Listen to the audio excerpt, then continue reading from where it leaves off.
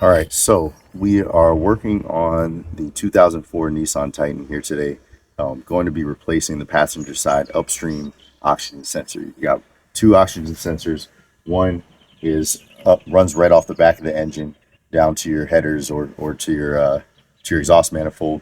The other one is going to run down further into another sensor port that's down more near your test pipes beyond your cats. So today, we're going to be replacing mine. I had cracked intake manifolds. I went ahead and replaced them with the Cajun B pipes and the JBA headers. And I'm still having a code that's being thrown. The truck's running great, but hoping to get rid of that code. When I did the replacement, I did notice that my O2 sensor, the head of it was a little bit white, so I wondered if it might be fouled. But now I'm pretty sure about that. So we'll dive right in and we'll get to work. All right, so the first thing that we're going to do is we're going to go ahead and remove the negative battery terminal because we are working with sensors. And anytime that we're unplugging and replugging stuff, I don't really like to have the power on. Two, we're going to jack the car up and we're going to put it on jack stands. Safety first, obviously. The third thing, theoretically, you can access the sensor. You may not be able to see it. We'll zoom in once we get to work. You can access it coming from the top in the engine bay, but you're going to have to reach way back in the back of the engine bay. It's going to be really hard to get an O2 sensor wrench on it. So it's much easier to go in through the wheel well. So what you're going to do is you're going to remove the passenger side wheel, and then you're going to remove the lining of the wheel well. All right, so that's really, really simple. For that purpose, you've got 3 clips. One of these is broken. You just pry them out with a flathead. So 1, 2, this one's right at the top, and 3. And then you've got a total of 4 screws. So 1 is going to be toward the front, behind this bumper right here. You got 2, they're going to be here, here. And then there's the last one is coming up underneath. Now, if your truck is still in better condition than mine is, then you'll also have a couple push clips as well that you'll want a trim removal tool for. So it'll just be up here is going to be one of them, and I believe you might have one or two there as well, up in the front. Once you get everything removed and have the trim removed, you have very easy access straight through to the O2 sensor right there. All right. Getting the O2 sensor out is the easy part. The hard part, though, is getting to the plug and getting that unplugged. So what we're looking at right here is our O2 sensor plug. So we're going to have to get that unplugged. And then you also have a clip that will adjust the camera just a little so you can see it. Right here, you have a little clip that's holding it on to the engine block. That can just be pushed out from the back. That's an easy one that pops right out. And so you'll need to unplug, unclip, unscrew, and then you'll have your O2 sensor out. So at first, I was having a little bit of trouble getting the O2 sensor off because initially, when I was working on it, it looks like it's plugged in down here. But actually, this is what we need to remove. And this is actually really, really simple. So this gray part, you can see a little bit, there's a slot on the side of it right here. So all we're going to do is slide that straight back, and that pops up like that. And then we should be able to pull it loose. There you go. And voila, we got it loose. So that just slides back. And then when we put it back in, we'll plug it up and then slide that cover down, that gray cover. Now the next thing I'm going to do is, before I get too far down this path, I'm just going to test fit and make sure that the new O2 sensor plugs in and everything is good there. I would hate to go through the work of getting this other one all the way off and realize that the new one, something's wrong and the plug doesn't fit. Now for the next step, you're going to want some needle nose pliers, but honestly, I misplaced mine, and so I'm not even going to worry about that part. I'm just going to use some regular pliers. All right, so all we're gonna do is go in here behind this clip. And honestly, you probably can just yank on it since we don't really care about this one anymore. So just grab and pull, and it pops right out. And actually, it's not even like mine is still smashed down. It was just a straight pull. The last thing we're gonna do is just use an O2 sensor socket, slip that on there.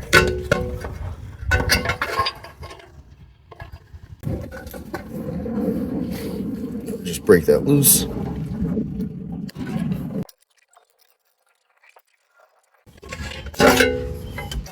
All right, and you can see the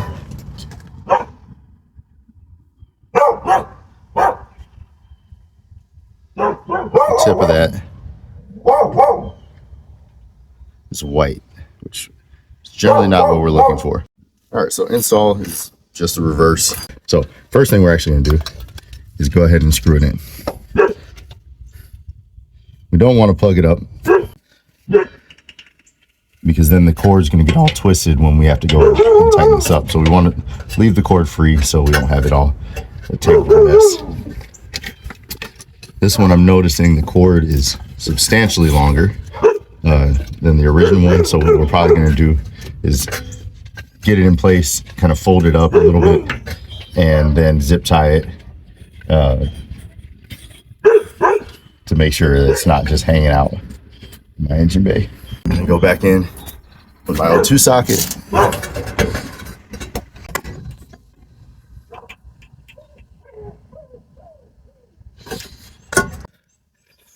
Next thing we're gonna do is get it plugged back in. Make sure the cord's not kinked. Then we're gonna put that gray clip, we're gonna clip it back down. So I'm just gonna push it. There you go. So that's clamped on. Now, as you can see, got a lot of extra cord hanging here. So we're gonna just take a zip tie and fold this up.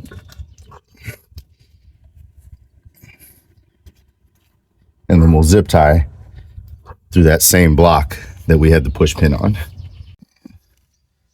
All right, so that's nice and tidy. Not going anywhere. And then the other thing we can do, our old one had already broken off. This one has some clips on the back of it. I'm not sure if you can see, but there's a hole right here on this tab coming off the engine, and this push clip can go right into it. And we'll take the top one and stick it through the hole it was intended for. Boom. Rock solid.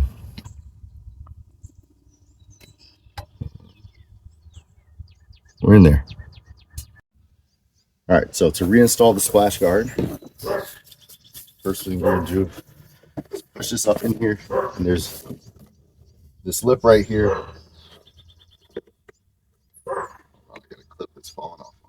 Right. This lip right here is gonna tuck up over the top of your suspension. Keep that out of the way.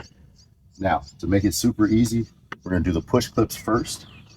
So they're little tabs with holes that match where they're supposed to go. So you're going to want to slide.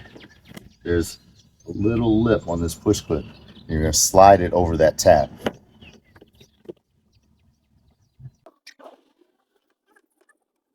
Slide right over that tab. Slide right over that tab. And if you have a third one, you would slide it here. Also, after you slide it, you just push it together.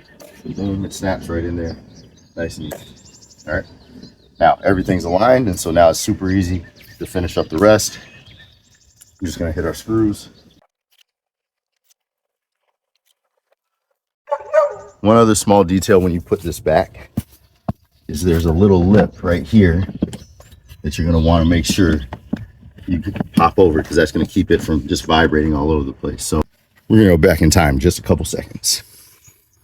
All right, now I got my tab fixed. I had to go back and remove the push clips and so I could dislodge it far enough to be able to get that tab on. So when you first put it on, don't make my mistake. Go ahead and make sure that you do this tab first and then slide everything forward onto those other tabs to make everything line up. So now we'll put in our last screw, which you can see is in this gap right here.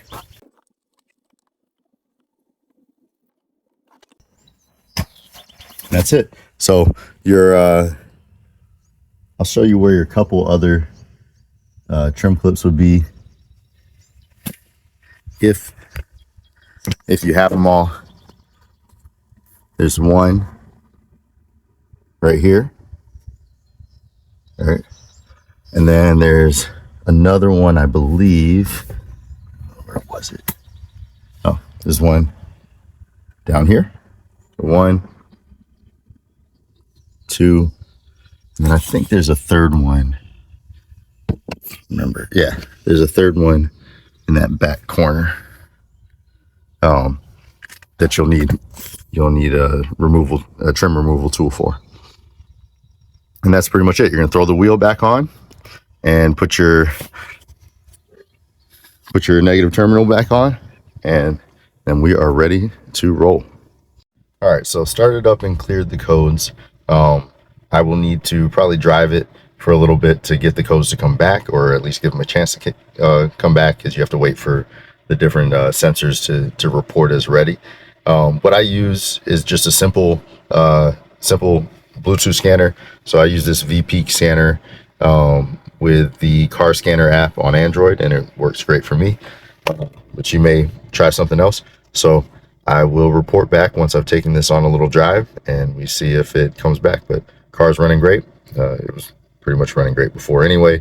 But I needed to get rid of this code because I'm getting it tuned with UpRev, and you're not supposed to have a cell on or a check engine light on during the tuning process, or else it can probably mess with some of the reporting and stuff of the data that you have to send back. So I'll give you an update once we get everything figured out. All right, so I have driven around all day, almost 100 miles. No check engine light, no issues. So it looks like we are good to go. So if this video helped you out, please hit that like, hit that subscribe, and we'll see you next time.